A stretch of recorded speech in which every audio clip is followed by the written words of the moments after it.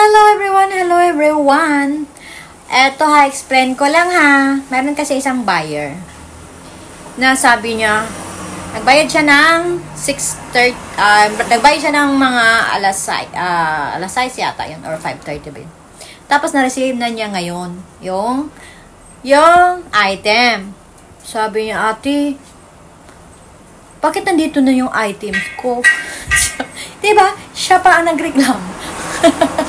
Pero ang ganda naman ng reklamo niya, di ba? Ang ganda.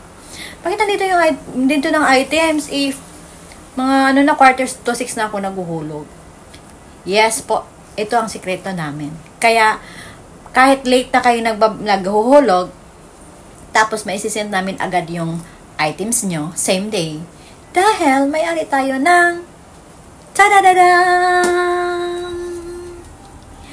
mailbox. O, diba? Yoroshiku!